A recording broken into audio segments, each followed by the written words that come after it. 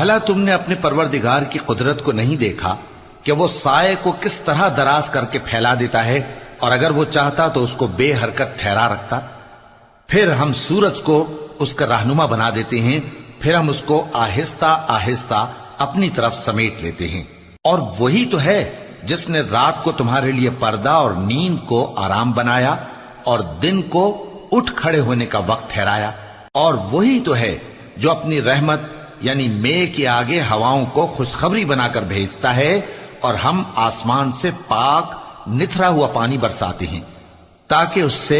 شہر مردہ یعنی بنجر زمین کو زندہ کر دیں، اور تاکہ ہم وہ پانی بہت سے اور آدمیوں کو جو ہم نے پیدا کیے ہیں پلائیں۔ اور ہم نے اس قرآن کی آیتوں کو طرح طرح سے لوگوں میں بیان کیا تاکہ وہ نصیحت حاصل کریں،